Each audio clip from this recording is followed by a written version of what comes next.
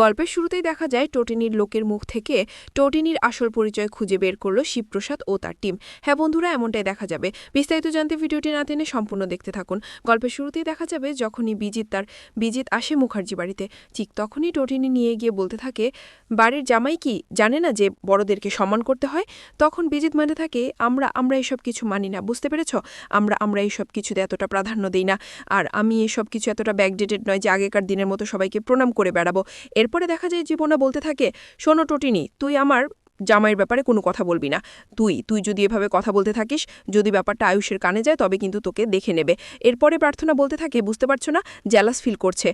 ওর husband তো এতটা rich নয়, তাই না? এজন্য জ্যালাস ফিল করছে। এজন্যই তো এভাবে বিজিতকে অপমান করতে এগিয়ে এসেছিল, কিন্তু নিজেই অপমান হয়ে গেল। এরপরে দেখা যায় প্রাচী আয়ুষীকে নিয়ে আসে আর বলতে থাকে, দেখো তো কেমন লাগছে আমাদের আয়ুষীকে। তখন দেখা যায় সবাই মিলে বলতে থাকে, হ্যাঁ অনেক সুন্দর লাগছে, চলো এখন বিজিদের সামনে নিয়ে যাই। এই বলে আয়ুষীকে নিয়ে সবাই চলে যায়। এরপরে টোটিনি একা একাই ভাবতে থাকে, ব্যাপারটা তো আমাকে দেখতেই হবে, তাই না? এদিকে দেখা যায় জিৎ বিজিতকে বলতে থাকে, আচ্ছা বাবা, তুমি এখন এখানে কমফোর্টেবল বোধ করছো তো? আর তোমাদের পরিবারের কেউ এলো না তো? তখন দেখা যায় সত্যজিৎ বলতে থাকে, হ্যাঁ কিছু মনে করো না, কিন্তু তুমি যে একা এলে, এখানে তো তোমার পরিবারে কারো কাছে আসা উচিত ছিল, তাই না? তখন দেখা যায় বিজিত বলতে থাকে, আসলে আমি এতটা লোক পছন্দ করি না, তাই ভেবেছি যে আমি বিয়েতে একাই আসবো, আর অতটা নিয়ম নীতিও মানবো না। আমি শুধু রেজিস্ট্রি করে একটা পার্টির মাধ্যমে আয়ুষীকে তুলে নিয়ে যাব। এর বেশি আর কিছু করতে পারবো না, আর কেউ আসবে না আমার পক্ষ থেকে কেউ আসবে না। এরপরে জিৎ বলতে থাকে, ওয়েটার একটু এদিকে মানে চা পানি কিছু দাও, আমাদের বাড়ির জামাই এসেছে, বুঝতে পারছো না?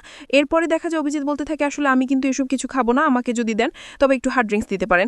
এরপরে টোটিনি বলতে থাকে, বাবা, জামাই দেখছি খুব রিচ, দেখছি শ্বশুরবাড়িতে নতুন এসেই হার্ড ড্রিঙ্কস চাইছে। তখন দেখা যায় সবাই বলতে থাকে, টোটিনি তুই কিন্তু এবার বেশি বলে ফেলছিস, আমাদের বাড়ির জামাইকে অপমান করার কোনো রাইট নেই তোর। আর আয়ুষীকে তোমরা নিয়ে আসো, আয়ুষীকে বিজিত দেখবে তো। এরপরে দেখা যায় আয়ুষীকে নিয়ে এলে তখন সবাই অনেক খুশি হয়ে যায়। এরপরে বিজিত আয়ুষীকে দেখে পুরো অবাক হয়ে যায় আর মনে মনে বলতে থাকে, এটাই আমার হবু বউ, এত সুন্দর। এরপরে দেখা যায় বিজিতকে আরাধা আরও সবাই বলতে থাকে, কি জামাইবাবু, দেখে কি অজ্ঞান হয়ে গেলেন নাকি? কথা বলছেন না কেন? এরকম হাঁ করে তাকিয়ে আছেন, আমার বোন কিন্তু দেখতেও সুন্দর নয়। এরপরে দেখা যায় বিজিত উঠে গিয়ে আয়ুষীকে বলতে থাকে, আমি ভাবতে পারিনি যে তুমি এতটা সুন্দর, তোমাকে আমি যেরকম দেখেছিলাম বাস্তবে তুমি তার থেকেও বেশি সুন্দর, তুমি যে আমার হবু বউ এটা আমি ভাবতেই পারছি না, তুমি আমার জন্য একদম পারফেক্ট। এই বলে রিং বের করে আয়ুষীকে রিং পরিয়ে দেয়। এরপরে দেখা যায় জিৎ বলতে থাকে, আমার জামাই দেখেছিস টোটিনি কতটা রিচ, আর তোর হাজব্যান্ডকে দেখছিস? এরপরে দেখা যায় টোটিনি বলতে থাকে, হ্যাঁ কাকুমণি, তোমাকে এতটা ভাবতে হবে না, তুমি তোমার জামাইকেই নিয়েই থাকো, আর দেখো ব্যাপারটা বিয়ে অবধি করাই কিনা। এরপরে দেখা যায় টোটিনি ভাবতে থাকে, আমার এখানে থাকলে চলবে না, আমাকে ওই দিকটা সামলাতে হবে, ওদিকে আমাকে ফোন করে খবর নিতে হবে ওই দিকটা কি হলো। এরপরে দেখা যায় প্রার্থনা ও প্রাচী দুজনকে, আয়ুষী ও বিজিতকে একসঙ্গে নিয়ে গিয়ে বসায়। এদিকে টোটিনি তার লোককে ফোন করে বলতে থাকে, তুমি কি এসেছো? তখন সে ওপাশ থেকে বলতে থাকে, হ্যাঁ টোনিনি, আমি এসে গেছি, পুরো তুমি যেরকম বলেছিলে ঠিক সেভাবেই এসেছি।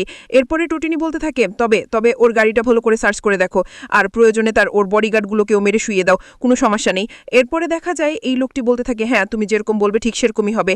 এরপরে দেখা যায় জিৎ বলতে থাকে, ও কি হলো তোমার ওয়েটার, তোমাকে তো বললাম যে আমার জামাইয়ের জন্য একটা হার্ড ড্রিঙ্কস নিয়ে এসো, কথা কি গায়ে লাগলো না নাকি?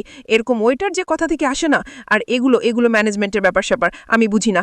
এরপরে দেখা যায় হার্ড ড্রিঙ্কস দিলে তখন লাড্ডু বলতে থাকে, আচ্ছা আঙ্কেল তুমি ওটা কি খাচ্ছ? তখন দেখা যায় বিজে ধরতে থাকে, আসলে বাবা এটাকে হার্ড ড্রিঙ্কস বলে। তখন দেখা যায় লাড্ডু বলতে থাকে, বুঝলাম, কিন্তু আমি তো জানি ওটাকে মেডিসিন বলে, আমাদের পাশের বাড়ির রমেশ আঙ্কেল আছে না, উনি তো ওই মেডিসিনটা খেয়েই পড়ে থাকে। তখন বিজেত বলতে থাকে, মেডিসিন মানে? তুমি রমেশ আঙ্কেল মানে কার কথা বলছো? এরপরে দেখা যায় তখন পিকু বলতে থাকে, আসলে আঙ্কেল তুমি দেখতে অনেক হ্যান্ডসাম, কিন্তু তোমার কথাগুলো কেমন যেন ওই রাক্ষস দাদুর মতো। এই কথাটা শুনে বিজিত রেগে যাওয়ার বলতে থাকে, রাক্ষস দাদুর মতো মানে তুমি কি বলতে চাইছো? আচ্ছা আপনাদের বাড়িতে এই বাচ্চা দুটোকে, আর ওনারা আমাকে এভাবে কি বলে অপমান করতে চাইছে বলুন তো? এদিকে দেখা যায় টোটিনির পাঠানোর লোকটি বিজিতের গাড়ি সার্চ করার জন্য তার ড্রাইভারকে মেরে শুইয়ে দেয়, আর বিজিতের গাড়ির চাবি নিয়ে গাড়িতে ঢুকে পড়ে। এরপরে দেখা যায় আড়াল থেকে সবটা নজরে রাখছে বলরাম পরশুরামকে ফোন করে বলতে থাকে, এদিকে একটা লোক বিজিতের ড্রাইভারকে শুইয়ে দিয়ে বিজিতের গাড়িতে কিছু একটা খুঁজছে, তো এখন আমার কি করা প্রয়োজন বলো তো? তখন দেখা যায় শিবপ্রসাদ বলতে থাকে, তোর কি করা প্রয়োজন তুই বুঝতে পারছিস না? চোরের উপরে বাটপারি কর, ও যেমন চুরি করতে ঢুকেছে তুই ওর উপরে বাটপারি কর। এই বলে ফোনটা কেটে দেয়। এরপরে বলরাম এসে লোকটিকে মেরে শুইয়ে দেয় আর তার কাছ থেকে সবকিছু ছিনিয়ে নেয়। এরপরে লোকটিকে ডিপার্টমেন্টে উঠে নিয়ে আসে। এরপরে বলরাম বলতে থাকে, চোরের উপরে বাটপারি করতে তো আমাকে শিবপ্রসাদই বলেছে, তাই করলাম, কোনো সমস্যা নেই। এদিকে দেখা যায় সবাই মিলে আয়ুষী ও বিজেদের সঙ্গে নাচ গান করতে শুরু করে।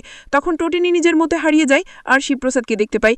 এইদিকে দেখা যায় লোকটিকে ডিপার্টমেন্টে নিয়ে এসে জিজ্ঞাসাবাদ করা হয়, কিন্তু লোকটি কিছুতেই কথা বলতে থাকে না। এরপরে দেখা যায় মায়া বলতে থাকে, বলরাম দা এভাবে হবে না, তোমার পদ্ধতিটা প্রয়োগ করো, তাছাড়া ওর মুখ খুলবে না, দেখতে তো পাচ্ছ একটু কথা বলছে না, ও তো মুখ দিয়ে কথাই বেরোচ্ছে না। এরপরে বলরাম দাঁড় করিয়ে কলা ধরে বলতে থাকে, কি হলো, কথা বলছিস না কেন, কথা বল, কি হলো, কে তোকে যা জিজ্ঞেস করছি কথা বল, তা নাহলে কিন্তু অনেক খারাপ হয়ে যাবে। তুই বুঝতে পারছিস না, আমাদের বস যদি তোকে এসে ধরে তখন তোর অস্তিত্বও থাকবে না।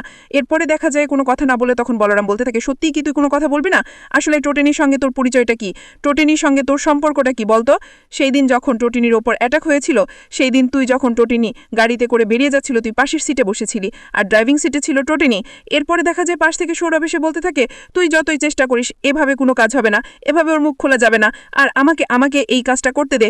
এরপরে দেখা যায় মায়াকে বলতে থাকে, মায়া আমাকে রিভলটা দাও, ওকে শুট করে দিব, একদম শুট করে দিব, মুখ খুলবে না তো খুলবে না, ওকে একদম শুট করে দিব। এরপরে দেখা যায় যখনই রিভলভার ধরে লোকটিকে শুট করতে যাবে, ঠিক তখনই বসুরাম এসে সৌরভের হাত ধরে পেলার বলতে থাকে, কি হচ্ছে এসব, তুই এত বড় সাহস কোথা থেকে পেলি? আর এই রাইটটা তোকে কেউ দেয়নি, আমাদের ডিপার্টমেন্টও তোকে এই রাইটটা দেয়নি যে একজন মানুষকে জানে মেরে দিবি, শুট করা তো দূরের কথা।